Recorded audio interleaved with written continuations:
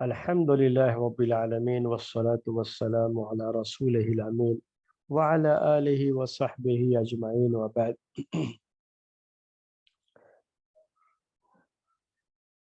تفسیر کا یہ درس جو کہ سورہ یوسف کی تفسیر پر مشتمل ہے، اور الحمدللہ سورہ یوسف کی یہ تفسیر اب اپنے آخری مرحلے میں ہے۔ اور یہاں یہ بات بھی ذکر کر دوں کہ یہ اصل میں تزکیے کی کلاس ہوتی ہے، تزکیے نفس کا پہلو اس میں رکھا جاتا ہے، سامنے رکھا جاتا ہے۔ تو آج ہمارے سامنے جو آیت ہوگی وہ آیت ہے 110، اور جیسا وقت رہے گا اس کے لحاظ سے 111 جو ہے یہ آیت آپ کے سامنے، یہ دو آیتیں آج آپ کے سامنے جو ہے پیش ہوں گی۔ اور ہم نے جیسا کہ آپ سے ذکر کیا کہ یہ بالکل اب سورہ یوسف کی تفسیر کا یہ آخری مرحلہ ہے جس سے اب ہم گزر رہے ہیں، اور انشاءاللہ اب یہ تفسیر سورہ یوسف کی تفسیر کا یہ سلسلہ مکمل ہو جائے گا۔ تو آج سب سے پہلے بات ہو رہی ہے آپ کے سامنے آیت نمبر 110 کی۔ اس میں اللہ تبارک و تعالیٰ کا ارشاد ہے کہ حتی اذا استیأس الرسل وظنوا انہم قد کذبوا جاءہم نصرنا فنجی من نشاء ولا يرد بأسنا عن القوم المجرمین۔ یہ آیت نمبر 110 ہے۔ اس آیت میں جو باتیں ہیں اس کو سمجھنے کے لیے تاریخ کی کتابوں سے، تفسیر کی کتابوں کی طرف ہمیں رجوع کرنا پڑتا ہے، لوٹنا پڑتا ہے۔ اور چونکہ مفسرین کی اس آیت کو لے کر کے کئی رائے ہیں، اور جو ہے کئی تفسیریں ان کی طرف سے آئی ہیں سامنے، اسی وجہ سے ہم تھوڑی سی وہ تفصیل بھی آپ کے سامنے ذکر کرنا چاہیں گے، پوری باتیں تو نہیں، لیکن جو اہم باتیں ہیں، جو تھوڑی تفصیل ہے اس کے تعلق سے، وہ آپ کے سامنے پیش کرنا چاہیں گے۔ تو سب سے پہلے تو ہم ترجمہ پیش کرتے ہیں آپ کے سامنے۔ فرمایا اللہ تبارک و تعالی نے حتی اذا استیأس الرسل، یہاں تک کہ جب رسول نا امید ہونے لگے۔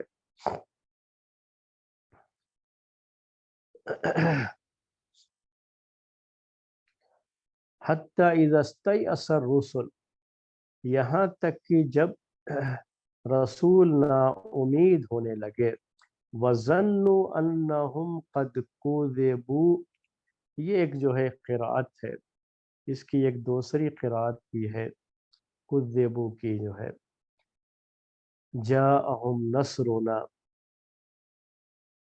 تو اس کی چونکہ کئی قرأتیں ہیں، میں نے جو ہے اس کی طرف اشارہ کیا تھوڑا سا آپ کے لیے، لیکن اس کی کئی قرأتیں ہیں، ان قرأتوں کے لحاظ سے الگ الگ معنی بھی اس آیت کا ہوتا ہے۔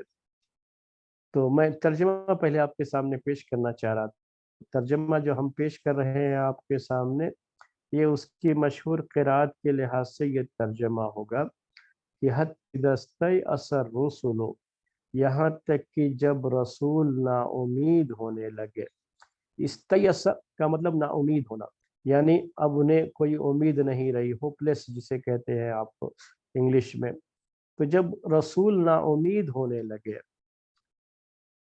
وَظَنُّوا أَنَّهُمْ قَدْ كُذِبُوا، اور ان کی قوم کے لوگ یہ گمان کرنے لگے، یہ خیال کرنے لگے، ظنو جو ہے تھاٹ کا معنی سوچنے لگے، ان کی قوم کے لوگ یہ سوچنے لگے کہ انہم قد کذبوا، کہ ان سے جھوٹ کہا گیا ہے، ان سے جو بات کہی گئی تھی وہ جھوٹ تھی، اور جو ان سے وعدہ کیا جا رہا تھا کہ اللہ تبارک و تعالیٰ کی طرف سے مدد آنے والی ہے، وہ سارا جو ہے وعدہ یہ سچا نہیں تھا، یا جو ہے ان کو جھوٹ کہا گیا۔ یعنی کذبوا کا معنی جب ہم یوں اس لحاظ سے کرتے ہیں کہ اس سے مراد، یعنی ظنو کا معنی اس لحاظ سے کرتے ہیں کہ اس سے مراد جو ہے ان کی قوم، وہ قوم جو ایمان نہیں لائی تھی اس قوم کے بارے میں یہ بات ہے کہ انہوں نے یہ گمان کرنا شروع کیا کہ جو کچھ کہا گیا تھا ان سے وہ جھوٹ کہا گیا تھا۔ اس طرح کی بات جو ہے جاءہم نصرنا، تو ایسے وقت میں ہماری مدد پہنچی، اور جب ہماری مدد پہنچی تو کیا ہوا؟ فنجی من نشاء، جس کو ہم چاہتے تھے اسے نجات دی گئی۔ تو وَلَا يُرَدُّ بَأْسُنَا عَنِ الْقَوْمِ الْمُجْرِمِينَ، اور ہمارا عذاب مجرم قوم سے لوٹایا نہیں جاتا ہے، واپس نہیں کیا جاتا ہے۔ یہ اس آیت کا ترجمہ تھا، جس کا ٹرانسلیشن تھا جو ہم نے آپ کے سامنے پیش کیا ہے، اور وہ بھی ہم نے آپ سے کہا کہ یہ مفسرین کی ایک رائے کے لحاظ سے یہ چیز ہے، اور جو ہے اس کے بارے میں بعض مفسرین کی دوسری رائے بھی ہے۔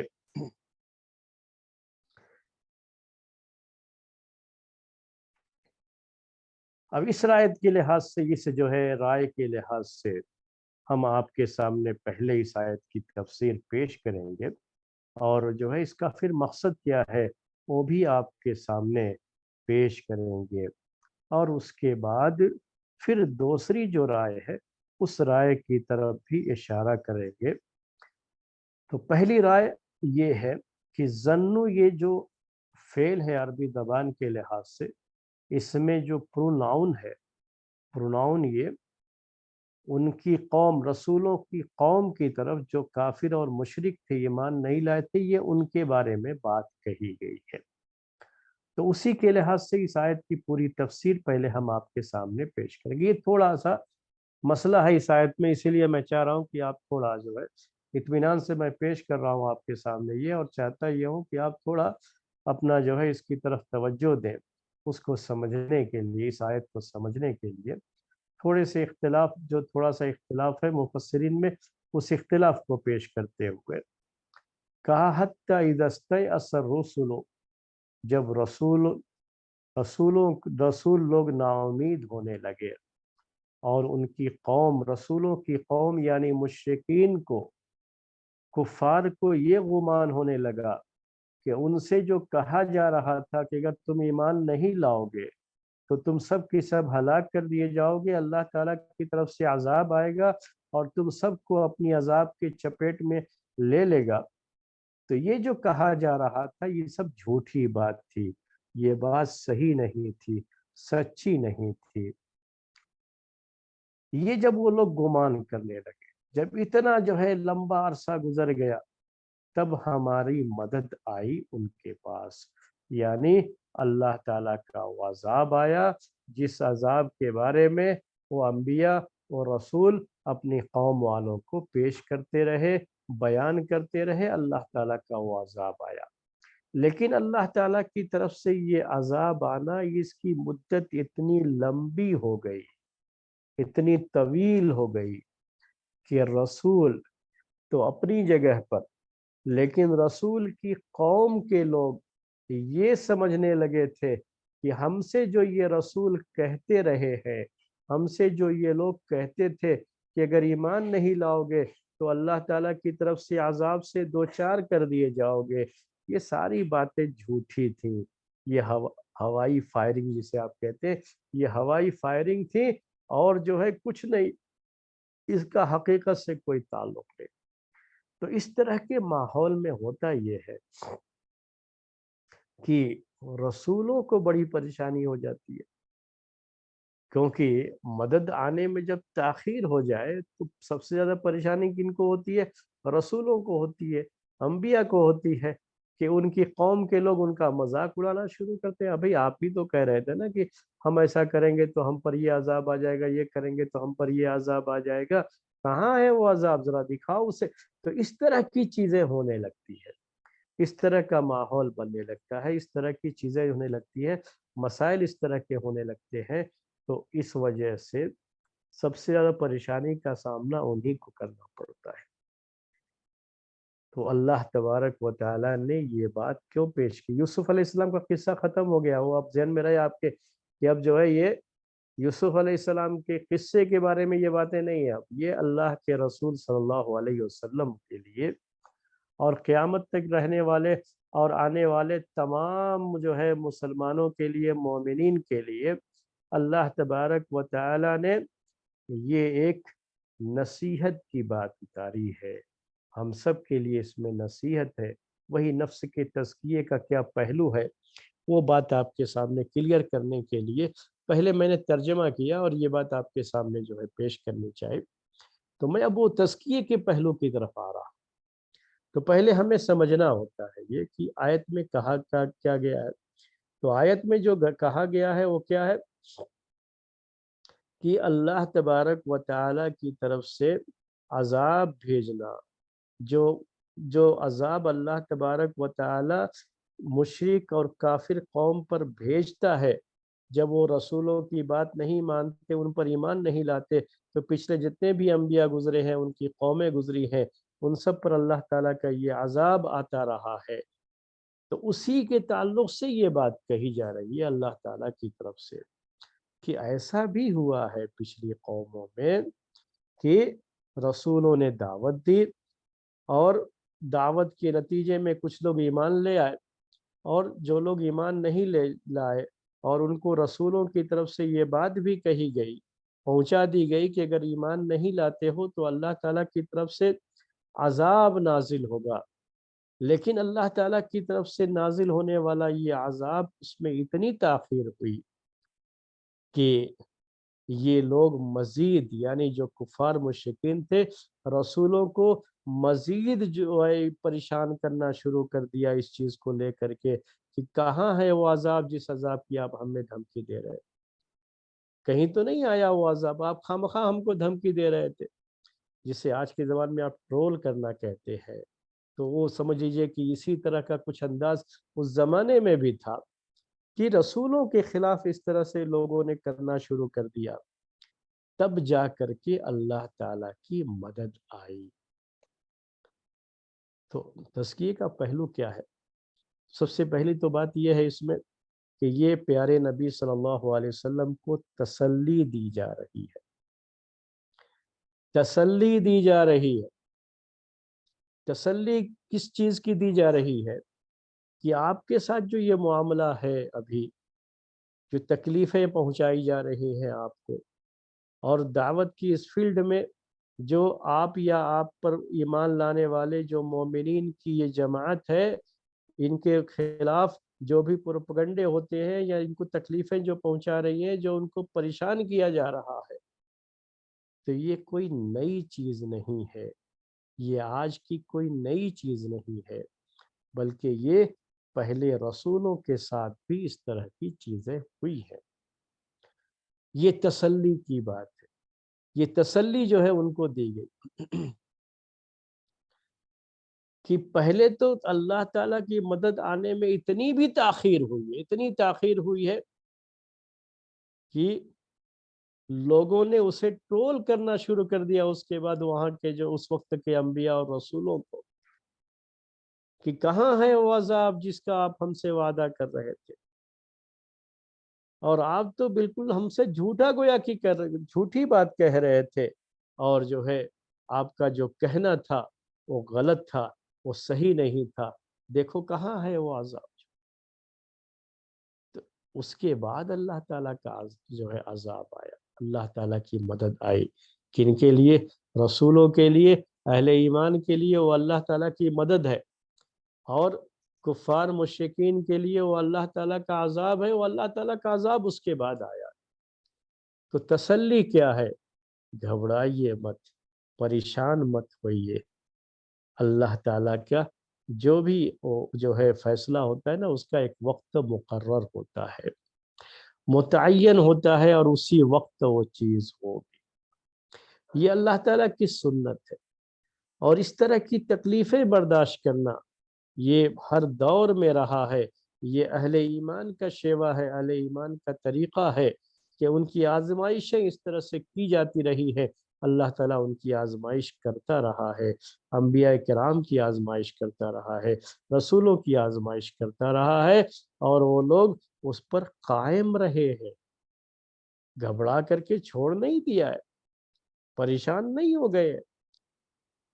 तो जैसे वो लोग कायम थे, इस्तिकामत बरती उन्होंने, तसल्ली थी अल्लाह के रसूल सल्लल्लाहु अलैहि वसल्लम के लिए, आपके सहाबा के लिए, कि आपको भी इस राय हक पर इस्तिकामत बरतनी है, हक के इस रास्ते पर, और अपने काम में लगे रहना है। आप अपनी दावत में लगे रहिए, तकलीफ पहुंचाने वाले तकलीफ पहुंचाते रहेंगे। आपको जो तकलीफें हो रही है, ये कोई अछूती और नई चीज नहीं है और आज की पैदावार नहीं है, ये तो पहले से भी चीज होती रही है और हमेशा रही है। पहले के लोगों ने बर्दाश्त किया है, सब्र किया है, आपको भी सब्र करना है।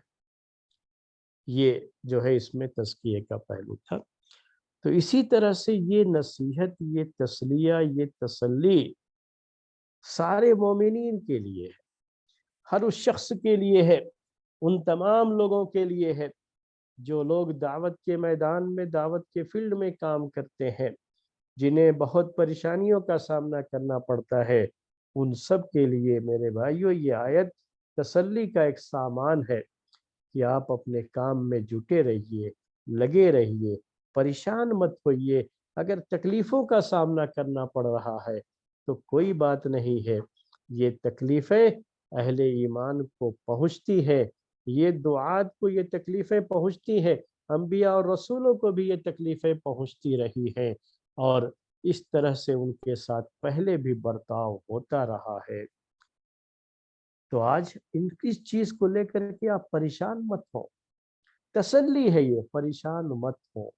ये तकलीफ़ें इस दावत का एक हिस्सा है कि जब भी आप इस काम को लेकर उठेंगे, हक की जो है दावत का काम जब भी आप लेकर के उठेंगे, तो परेशानियों का सामना आपको करना पड़ेगा। ये रास्ता मेरे भाइयों फूलों की सेज नहीं है कि आप एयर कंडीशन कमरे में बैठ करके बहुत कंफर्ट फील कर रहा हो और लोग जो है आसानी से दीन में आ जाएंगे। वैसा नहीं होता है। ये जो है रास्ता कांटों भरा रास्ता है ये, और अपने दामन को उन कांटों से बचाते हुए, समेटते हुए, और कभी जो है रास्तों में जो कांटे बिछाए गए हो तो पैर जो है कांटे पैरों में चुभते रहेंगे, खून रिसते रहेंगे, और आपको आगे बढ़ना रहेगा, उसी सबके साथ आगे बढ़ना है आपको। आजमाइश के इस दौर से आपको गुजरना पड़ेगा। ये तसल्ली थी, तसल्ली का एक सामान था। तज़किये का पहलू इसमें हम सब के लिए मेरे भाइयों, सारे अहले ईमान के लिए तज़किये नफ्स, सब जो है इस बात को नोट कर ले कि हमने ईमान का जो कलिमा पढ़ा है, हम जिस ईमान पर कायम है, हमने जिस रास्ते को इख्तियार किया है, जिस सिराते मुस्तकीम पर हम गामज़न हैं, जिस पर हम चल रहे हैं, तो इस सिराते मुस्तकीम पर चलने वाला शख्स अल्लाह की मदद से कभी मायूस नहीं होता। और ये भी उसे नोट कर लेना चाहिए कि ये रास्ता जो राह इस्तिकामत कहलाता है, इस्तिकामत का रास्ता है जो सिराते मुस्तकीम है, ये सिराते मुस्तकीम परेशानियों से घिरा हुआ है। ये यहाँ मुसीबतें होती हैं, यहाँ परेशानियां होती हैं, ये फूलों की सेज नहीं है। ये हम सब के लिए एक पैगाम है मेरे भाइयों, और हम सबको ये बात समझनी है, अपने ईमान पर रहना है, इस्तिकामत बरतनी है। तो नोट कर लो कि परेशानियां भी आपके रास्ते में ज़रूर आएंगी। ऐसा कुछ नहीं है कि आप ईमान वाले हैं तो आपको कोई परेशानी नहीं होगी, ऐसा नहीं है। अगर आजमाइश अंबिया की हुई है, रसूलों की हुई है, और उनको तकलीफें बर्दाश्त करनी पड़ी हैं, तो मेरे भाइयों हम लोग किस खेत के मूली और गाजर हैं? हमारा क्या जो है उनके मुकाबले में, हमारा क्या मुकाम? कुछ नहीं। हमारी क्या हैसियत है मेरे भाइयों? कुछ नहीं। तो क्या हम जो है اس طرح کی پریشانیاں اگر ہمارے اوپر آتی ہے تو کیا ہمیں برداشت نہیں کرنا؟ ہمیں بھی اسے برداشت کرنا ہے، صبر کرنا ہے، اور اس راستے پر ڈٹے رہنا ہے، جیسے رسول جو ہے ڈٹے رہے، ہمیں ڈٹے رہنا ہے۔ تو یہ ایک تزکیے کا پہلو ہے، اس کو ہمیشہ جو ہے نوٹ کر کے رکھیں۔ اللہ تعالیٰ سے دعا بھی کرتے رہنا چاہیے، اور ساتھ میں یہ ہمیشہ ذہن میں رہے کہ یہ جو راستہ ہے یہ آسان راستہ نہیں رہا ہے کبھی بھی۔ ہمیشہ لوگوں کو اس راستے پر چلنے میں پریشانی ہوئی ہے۔ اگر آسان راستہ آپ چاہتے ہیں دنیا میں، تو دنیا کا سب سے آسان راستہ بتاؤں آپ کو؟ وہ راستہ کیا ہے؟ کہا جاتا ہے اردو میں، محاورے میں، کہ آپ چڑھتے سورج کی پوجا کرنا شروع کر دیجئے، تو وہ سب سے آسان راستہ ہے، آپ کو کوئی تکلیف نہیں ہوگی۔ چڑھتے سورج کی پوجا کرنے کا محاورہ سمجھا آپ نے؟ وہ محاورہ کیا ہے، اس کا مطلب کیا ہے؟ یہ کہ جب آپ دیکھیں کہ جو قوم جس کے ہاتھ میں اقتدار ہے، طاقت ہے، جو کسی کو فائدہ اور نقصان پہنچانے کے اس وقت پوزیشن میں ہے، وہ طاقت کے نشے میں، اسی کی طرف سے ظلم بھی ہوتا ہے اور کچھ لوگوں پر نعمتوں کی بارش ہوتی ہے، تو جو بھی ہو آپ اس کے ساتھ ہو جاؤ، حق ناحق چھوڑو۔ جو بھی اقتدار پہ ہے، صاحب اقتدار ہے، آپ اس کے ساتھ ہو جائیے، تو پھر تو آسانیاں ہی آسانی۔ اس کو کہا جاتا ہے چڑھتے سورج کی پوجا کر۔ آج جو ہے ہم اس کے ساتھ ہیں، کل کو اگر اس کے ساتھ کچھ ہو جاتا ہے، کوئی اور آ جائے گا تو ہم اس کے ساتھ ہو جائیں گے۔ تو طاقت کے لحاظ سے، دولت کے لحاظ سے، جہاں جس کے پاس مرتبہ ہے اس کے لحاظ سے، اس کے پیچھے پیچھے آپ چلتے رہو، اس کی ہاں میں ہاں ملاتے رہو، حق کیا ہے ناحق کیا ہے اس سے کوئی مطلب نہیں۔ تو دنیا میں میرے بھائیوں سب سے زیادہ آسانی ایسے ہی لوگوں کے ساتھ ہوتی ہے، وہ بڑے آرام سے رہتے ہیں، ان کو کبھی پریشانی نہیں۔ لیکن کیا یہ صحیح طریقہ ہے؟ اگر یہی چیز ہوتی تو پیارے نبی صلی اللہ علیہ وسلم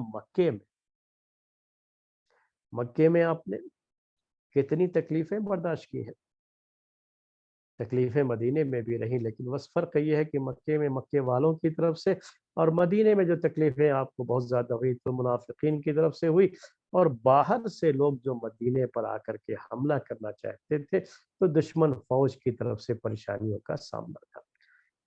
تو آپ نے اتنی تکلیفیں جو برداشت کی تھی، آپ کے سامنے بھی یہ پیش کیا گیا میرے بھائی۔ کیا پیش کیا گیا؟ کہ آپ صرف اور صرف یہ دعوت چھوڑ دیجئے، توحید کی یہ دعوت۔ آپ کو دنیا چاہیے تو ہم آپ کے قدموں میں ڈھیر کر دیں گے، دنیا کی سب سے خوبصورت عورت سے ہم آپ کا نکاح کر دیں گے، مرتبہ چاہیے دنیا کا تو ہم آپ کو اپنا سردار بنائے لیتے ہیں۔ ساری جو ہے آفرز تو آپ کے سامنے تھی، لیکن اسلام نے ہم کو چڑھتے سورج کی پوجا کرنا نہیں سکھایا ہے، ہمیں ایک رب کی عبادت کرنا سکھایا ہے، اس کے حکم کے مطابق چلنا سکھایا ہے۔ یہ نہیں کہ جس کے ہاتھ میں اقتدار ہے تو ہم اسی کے ہو لیے، آج ان کے ساتھ ہے تو ان کے ساتھ، کل ان کے ساتھ ہے تو ان کے ساتھ، پرسوں کسی اور کا معاملہ ہوا تو ان کے ساتھ۔ جیسے جیسے وہ لوگ ہم کو گھماتے رہیں گے، ہم ان کے پیچھے گھومتے رہیں گے، حق کیا ہے ناحق کیا ہے اس سے ہم کو کچھ لینا دینا نہیں۔ تو ایسا ہمارا اسلام ہم کو نہیں سکھاتا ہے۔ اپنے ملک کی آپ مثال لینا چاہیں تو لے سکتے ہیں کہ کبھی کسی زمانے میں کانگریس کا اقتدار تھا تو اس کے ساتھ ہو لیے تھے، آج جو ہے دوسری جماعت کا اقتدار ہے تو اس کے ساتھ ہو جائے۔ تو جو لوگ جو چڑھتے سورج کی پوجا کرتے ہیں، مطلب یہ ہے کہ جس کے پاس اقتدار ہے ان کے پیچھے چلتے ہیں تو ان کو کبھی کوئی مسئلہ نہیں ہو، کبھی کوئی پریشانی نہیں ہوتی۔ پریشانی تو وہ اس وقت ہوتی ہے جب آپ یہ سوچیں کہ مجھے حق کے ساتھ رہنا، اپنے حق پر باقی رہنا ہے، استقامت برتنی ہے حق کے اوپر۔ تو حق پر استقامت برتنے والوں کو پریشانیوں کا سامنا ہر دور میں رہا ہے. جب رسولوں کو سامنا کرنا پڑا ہے، انبیاء کرام کو سامنا کرنا پڑا ہے، تو پھر ہم اور آپ کون ہوتے ہیں میرے بھائی؟ تو یہ تزکیہ نفس ہے. ہر حال میں ہمیں حق کے ساتھ رہنا ہے، اور حق کے بارے میں یہ بھی رہے کہ حق پر رہنے والوں کو ہمیشہ پریشانیوں کا سامنا بھی کرنا پڑتا ہے، کیونکہ یہ صاحب اقتدار کا مطلب طاقت والے، یہ طاقت والے کی بات پر نہیں چلتے ہیں بلکہ حق پر چلتے ہیں. اس کی بات نہیں مان لیتے ہیں کہ جو طاقت والا ہے جو بھی ہم سے کہہ رہا ہم اس کی بات مان لیں تو پھر سارے مسائل حل ہو جاتے ہیں. انسان اس کو بڑا آسان سا جو ہے ذریعہ سمجھتا ہے نعمتوں کے حصول کا. بڑی نعمتوں کی بڑی بارش ہوتی ہے اس کے بعد ان کی طرف سے، اور جو ہے ہر دور میں اس طرح کی چیزیں رہی ہیں اور آج بھی ہے. تو ایسے لوگوں کو کیا کہا جاتا ہے؟ تملق پسند کہا جاتا ہے. ہم تملق کہتے ہیں عربی میں، جسے آپ خوش آمدی کہتے ہیں اردو میں. یعنی جو ہے جو بھی ہے، چلو آپ جو بھی کہتے ہیں وہ سب صحیح ہے، صرف آدمی جو ہے کسی کی ہاں میں ہاں ملانا شروع کر دے، تائید کرنا شروع کر دے، یہ جانتے ہوئے بھی کہ یہ غلط کر رہا ہے، تو اسی کو کہا جاتا ہے کہ یہ خوش آمدی لوگ ہوتے ہیں. ان کو کبھی پریشانی نہیں ہوتی. پریشانی ہمیشہ حق والوں کو. لوگ تو صرف تصویر بدل لیتے ہیں، مسئلہ ختم ہو جاتا ہے. میں ایک مثال دے رہا ہوں اس کے تعلق سے، وہ یاد آئی مجھے. اور ایک صاحب جو ہے ان کی زبان سے ہی ہم نے یہ بات سنی ہے.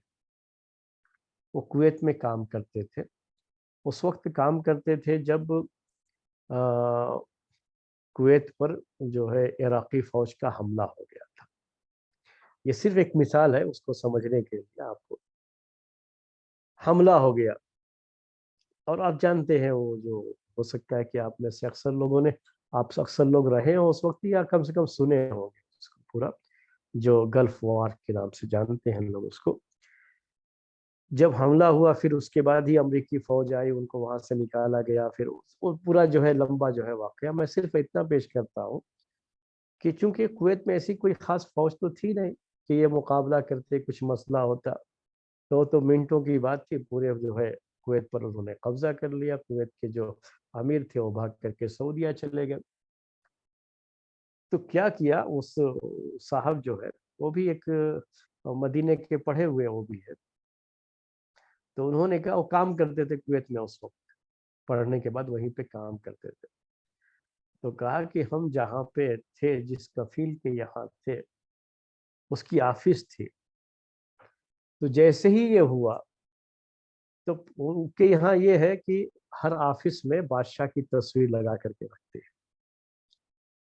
تو کہا کہ جیسے ہی سنا یہ کہ کفیل نے کہ ایسا ہو گیا ہے کہ اب یہ قبضہ جو ہے یہاں پر عراقی فوج کا ہو گیا ہے، تو اس نے جو ہے اپنے جو بادشاہ تھا، جابر صباح کہتے تھے اس کو، اس کی جو ہے وہ فوٹو نکال کر کے جلدی سے صدام کی فوٹو لگا دیوار پہ اپنی آفس. تو ظاہر سی بات ہے کہ عراقی فوج پورا جو ہے وہ گھوم پھر کر کے سب کچھ دیکھ رہی تھی، سب اس کے قبضے میں تھا. جب وہ آفس میں آ کر کے وہ صدام کی وہ فوٹو دیکھی تو سمجھا کہ یہ اپنے لوگ ہیں، اور وہ لوگ پھر آگے بڑھ گئے، ان کے ساتھ کچھ نہیں کیا. تو یہ ہوتا ہے کہ اب اس پہ کوئی پریشانی کی بات ہی ہے نہیں. پریشانی کی کوئی بات نہیں ہے آپ کے لیے. صرف فوٹو ہی تو بدلنا تھا، فوٹو بدل دیے، مسئلہ ختم ہو گیا. یعنی آپ نے ظاہر کر دیا کہ جو ہے اب ہم آپ کے ساتھ ہیں. اس سے کوئی مسئلہ نہیں ہوتا ہے کہ کیا حق ہے کیا نا حق ہے، اس سے کوئی مطلب نہیں. بس یہ ہے کہ ہم آپ کے ساتھ ہیں، جو بھی ہے، جو بھی آیا، ہم آپ کے ساتھ ہیں، ہم آپ کے ساتھ ہیں. تو ایسے لوگوں کو کوئی پریشانی نہیں ہوتی، کوئی مسئلہ نہیں ہوتا ہے. جو حق اور ناحق نہیں دیکھتے، جو ہمیشہ صرف یہ ذہن میں رکھتے ہیں کہ میں بس فائدہ اٹھاؤں، تو جو بھی آئے گا، ہم مدرسوں وغیرہ میں بھی اس طرح سے دیکھتے رہتے ہیں کہ جو بھی ناظم ہوگا آپ اس کی گانا شروع کر دو تو آپ ہمیشہ مزے میں رہو گے، اس کی چاپلوسی کرو تو ہمیشہ مزے میں رہو گے. اور اگر کہیں کچھ کمی دیکھتے ہو اس کے اندر اور آپ اس کو چاہو کہ اس کی اصلاح ہو جائے اور اس کو بول دو کہ نہیں یہ غلط ہو رہا ہے، تو پھر آپ کو باہر کا راستہ دیکھنا پڑے گا، آپ کو بہت پریشان کیا جائے گا۔ یہ ہم دیکھتے ہیں، اصل یہ ہمارا تجربہ ہے، جب سے ہم پڑھا رہے ہیں ہم نے یہ دیکھا ہے کہ وہ تمام لوگ جو آج ان کے سامنے جو بھی ہے ناظم ہے، اس کی ہاں میں ہاں ملا کر کے وہ فائدے حاصل کرتے رہتے۔ یہ شخص اگر کل کو ہٹا دیا گیا، اس کی جگہ پر دوسرا آ گیا جس کی اب تک برائی کرتے رہے تھے، تو جیسے ہی وہ آ گیا تو اس کے سامنے بھی ویسے ہی ہاتھ جوڑنا شروع کر دیں گے اور اس کی ہاں میں ہاں ملانا شروع کر دیں گے۔ تو ایسے لوگوں کو کوئی پریشانی نہیں ہوتی ہے، ان کا معاملہ صرف تصویر بدلنے کا ہوتا ہے۔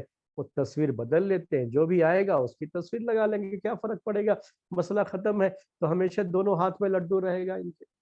لیکن یہ حق والوں کا طریقہ کبھی نہیں رہا ہے۔ حق والے تو ہمیشہ حق کا ساتھ دیتے ہیں، وہ ناحق کا ساتھ نہیں دیتے۔ اگر کہیں ایسا ہوتا ہے کہ آدمی یہ محسوس کرتا ہے کہ ہم اگر حق بات کہتے ہیں تو ہمارے خلاف جو ہے کارروائی ہو سکتی ہے یا ہم کو پریشانیوں کا سامنا کرنا پڑے گا، بعد میں جو ہے بہت سی مشکلات ہو سکتی ہیں، تو بہت ہوگا تو وہ آدمی صرف خاموشی اختیار کرتا ہے، لیکن باطل کا ساتھ کبھی نہیں دیتا۔ یہی جو ہے طریقہ رہا ہے ہمیشہ۔ اسی لیے چونکہ ابھی یہ ہاں میں ہاں نہیں ملاتے تو ان کے ساتھ وہ آسانیاں بھی نہیں ہو پاتی ہیں اس کی وجہ سے۔ تو میں یہ معاملے کو آپ کو پیش کر رہا تھا کہ یہ تزکیہ نفس کا پہلو ہے میرے بھائیوں۔ آپ کو حق کے ساتھ رہنا ہے اور حق کے ساتھ رہتے ہوئے یہ نوٹ کر کے رکھنا ہے آپ کو کہ حق کا ساتھ دینے میں پریشانیاں ہمیشہ ساتھ میں آئیں گی۔ آپ پریشانیاں ان کو نہیں ہوتی ہیں جو وقت کا ساتھ دیتے ہیں۔ حق اور ناحق سے ان کو متعلق ان کو جو ہے فرق نہیں پڑتا ہے، وہ چاہے حق ہو ناحق ہو، وہ وقت کے ساتھ ہوتے ہیں۔ مطلب کیا وقت کے ساتھ ہونے کا؟ کہ جو ہمارے سامنے ہے صاحب اقتدار، ہم اس کے ساتھ ہیں، چاہے وہ جیسا بھی ہو، اور چاہے وہ جو بھی کر رہا ہے صحیح ہے غلط ہے، اس سے ہمیں کوئی مطلب نہیں ہے۔ بس ہم کو کیا کرنا ہے؟ اس کی ہاں میں ہاں ملانا ہے۔ اگر وہ ناحق بھی کر رہا ہے تب بھی ہم ہاں میں ہاں ملائیں گے، تو ان کو ہمیشہ سے آسانیاں رہتی ہیں، ان کو کبھی کوئی پریشانی نہیں ہوتی ہے۔ تو وہ بات آپ کے سامنے پیش کر رہا تھا۔ اب یہ ایک بات تزکیے کا ایک پہلو یہ تھا، تزکیے کا ایک دوسرا پہلو اس میں یہ ہے کہ یہ بھی آپ نوٹ کر لیجئے گا کہ جو کچھ بھی اس دنیا کی زندگی میں اہل ایمان یا اہل استقامت، اہل حق کے ساتھ جو پریشانیاں اس دنیا میں ہوتی ہے، تو اللہ تعالیٰ کی مدد انہیں آنی ہے۔ لیکن یہ ہو سکتا ہے کہ اللہ تعالیٰ کی مدد آنے میں تاخیر ہو، جیسا اس آیت میں ذکر کیا گیا کہ اللہ تعالیٰ کی مدد آنے میں اتنی تاخیر ہو گئی کہ اس وقت تو سامنے والا خوشیاں منانا شروع کر دیا کہ یہ لوگ جو بھی کہتے رہے سب کچھ جھوٹ تھا، یعنی لگ رہا تھا کہ یہ رسول ہی جھوٹے قرار دیے جائیں گے، اتنی تاخیر ہو جائے۔ تو یہ نصیحت کا تزکیے کا دوسرا پہلو ہے کہ ہمارا ایمان یہ ہمیشہ رہنا چاہیے کہ اللہ تعالیٰ کی مدد ضرور آئے گی، ہمارے ساتھ ہی اللہ کی مدد ہے، کہ حق والوں کے ساتھ ہی اللہ تعالیٰ ہے اور حق کے ساتھ ہی اللہ تعالیٰ کی مدد بھی ہوتی ہے۔ تو اللہ تعالیٰ کا ساتھ ہمیں ہے اور اللہ تبارک و تعالیٰ کی مدد ہمارے ساتھ ہے۔ یہ جو ہے پوائنٹ ہے، یہ جو ایمان ہے نا، اس کو مضبوط کرنا ضروری ہے۔ لیکن ساتھ میں یہ بھی نوٹ رکھے کہ اللہ تعالیٰ کی مدد آنے میں تاخیر بھی ہو سکتی ہے، اور اس تاخیر کی وجہ سے مایوسی نہیں آنا چاہیے۔ یہ بعض ہمارے بھائی اس طرح کے حالات میں مایوسی کا شکار ہو جاتے ہیں، اسی لیے میں یہ بات کہہ رہا ہوں۔ کیا ہے ایسی باتیں ہو جاتی ہیں، اتنی دن سے دعا کر رہا ہوں، اتنی دعائیں کر لیں، لیکن کچھ بھی کوئی فرق نہیں ہے. کیا ایسی پریشانیاں ہم کو ہوئی ہے، لیکن کہاں اللہ کی مدد. ہم اتنی دعائیں کر رہے ہیں اس کے لیے اس کے لیے، لیکن کوئی نہیں. دن بدن ہمارے حالات تو اور خراب ہو رہے ہیں. ایسی باتیں جو ہے ہوتی رہتی ہے میرے بھائی. یہی ہے وہ پہلو، تزکیے کا پہلو میرے بھائی. ایمان والے کبھی بھی اللہ کی رحمت سے نا مایوس نہیں ہوتے. ہوپلیس مت بنو کبھی بھی. یہ جو ہوپلیس ہو جاتے ہیں نا، ان کا ہوتا ہے کہ کبھی ان کو دماغی بیماریاں ہو جاتی ہیں، کبھی جو ہے ان کے ساتھ جو ہے اور بھی چیزیں جو ہے مختلف جو ہے جو بیماریاں آج کے دور میں ہیں کہ وہ سوچتے سوچتے پتہ نہیں کیا کیا سوچنے لگتے ہیں، تو ان کو ڈپریشن اور پتہ نہیں کیا کیا ہو جاتا ہے ایسے لوگوں کے ساتھ. یہ ساری چیزیں ہو جاتی ہیں اور اس کا آخری جو ہے انجام کیا ہوتا ہے، سوسائڈ کر لیتے ہیں. یہ ہوپلیس لوگوں کا معاملہ ہوتا ہے. تو ہمیں جو نصیحت کی گئی اس آیت کی روشنی میں جو بات ہے وہ یہ کہ کسی بھی حال میں آپ کو مایوس نہیں ہونا ہے. اللہ کی رحمت سے مایوس نہیں ہونا ہے. اللہ کی مدد آنے میں تاخیر ہوتی رہی ہے، پہلے بھی ہوتی رہی ہے، تو آپ کے حق میں بھی وہ تاخیر ہو سکتی ہے. ہو سکتا ہے اللہ کی مدد آنے میں بڑی تاخیر ہو جائے. چاہے جتنی بھی تاخیر ہو جائے میرے بھائیوں، جب ہم حق پر ہیں تو اس حق پر اگر ہماری موت بھی آ جائے تو اس سے بڑی کامیابی کیا ہے؟ کیا اس سے بڑی کوئی کامیابی ہے؟ اس دنیا کی بھی اور آخرت کی کامیابی تو میرے بھائیوں یہی نہ ہے کہ راہ حق پر استقامت برتتے ہوئے ہماری موت آ جائے، اسلام کی حالت میں ہماری موت آ جائے، چاہے ہم کو جتنی بھی پریشانیوں کا سامنا کرنا پڑا ہو اور ہم نے کسی آسانی کا منہ نہ دیکھا ہو اس دنیا کے اندر، پھر بھی ہم کامیاب ہیں اگر ہم حق کے راستے پر ہیں اور ہم حق کا ساتھ دیتے رہے تو ہم کامیاب. یہی تو ہماری اصل کامیابی ہے میرے بھائی. دنیا کا آرام تو ہماری کامیابی نہیں ہے نا. کیا کہا اللہ کے رسول صلی اللہ علیہ وسلم نے کہ الدنیا سجن المومن و جنت الکافر. یہ حدیث اس کی شرح کرنا ہو تو کوئی اور موقع ہو سکتا ہے اس کی شرح کا، اور ہم اس کی تفصیل آپ کے سامنے پیش کر سکتے ہیں. لیکن یہاں جو ہم آپ کو پیش کرنا چاہتے ہیں وہ کیا ہے کہ یہ دنیا تو ویسے بھی مومن کے لیے سوائے ایک قید خانے کے اور کچھ نہیں. جیل سمجھو، ویسے تو جیل سب کے لیے ہے، کیونکہ اس کے بعد کی جو زندگی ہے وہ اصل زندگی ہے. یہاں تو ہر کوئی مسافر ہے، کسی کی منزل تو یہ نہیں ہے. تو سفر میں اگر کسی کو تھوڑی تکلیف ہوتی بھی ہے، لیکن سب اس کے سامنے ایک منزل ہے، ایک ٹارگٹ ہے کہ وہاں اسے پہنچنا ہے. تو یہ مشقت، یہ پریشانیاں برداشت کر کے جب وہاں پہنچ جائے گا، جنت کی وہ نعمتیں جب اس کے استقبال میں ہوں گی اور وہ جنت کی نعمتوں میں ہوگا، تو یہ سفر کی ساری پریشانیاں بھول جائے گا میرے بھائی. اسی لیے تو یہ دنیا اس کے لیے سمجھو ایک جیل ہی تھی، کیونکہ یہاں کے مقابلے میں جو جنت کی نعمتیں ہیں نا، وہ بالکل ایسے ہی سمجھو جیسے کوئی آدمی سفر بڑی مشکل سے سفر کر کے اپنی منزل کو پہنچ گیا ہے. کیا خوشی ہوتی ہے اس کو وہ سامنے رکھنا چاہیے. تو دنیا میں میرے بھائیو اللہ کی مدد آ جائے تو ہو سکتا ہے کہ یہ پریشانیاں دنیا میں ہی ہم سے ختم ہو جائے، اور اگر اللہ کی مدد آنے میں اتنی تاخیر کہ ہم دنیا سے چلے جائیں، تب بھی تو ہم کامیاب ہی ہیں میرے بھائی. ہم تو ہر حال میں کامیاب ہیں. اگر دنیا میں رہتے ہوئے ہی پریشانیوں کے بعد آسانی آ جائے تو اللہ تعالیٰ نے تو وعدہ کیا ہے کہ ان مع العسر یسرا، ان مع العسر یسرا، کہ پریشانی کے بعد آسانی ہے. تاخیر ہو سکتی ہے، دیر ہو سکتی ہے، اس میں لیٹ ممکن ہے، لیکن نہ ہو ایسا نہیں ہے. یہ ہمارا ایمان ہے. اور اسی ایمان کے ساتھ ہمیں رہنا چاہیے کہ ضرور اللہ کی مدد آئے گی۔ مایوسی کا کبھی شکار مت ہونا میرے بھائیوں۔ ویسے بھی ہم آپ کے بارے میں جانتے ہیں، اللہ تعالیٰ کا فضل و کرم ہے کہ آپ کا ایمان بڑا قوی، بڑا مضبوط ہے، اور اللہ کی مدد کے بھی جو ہے ہمیشہ طلبگار، اور ساتھ میں یہ بھی ہے آپ کے اندر کہ آپ ہمیشہ حق کا ساتھ دیتے ہیں، حق کے ساتھ رہتے ہیں، اور ہمیشہ حق کے ساتھ رہنا بھی چاہیے۔ ہر کوئی یہی چاہتا ہے، اور ہر کوئی اسی پر قائم رہنا چاہتا ہے، ہمیں بھی اسی پر قائم رہنا ہے، اور اس کے لیے ہمیں دعا کرنی ہے۔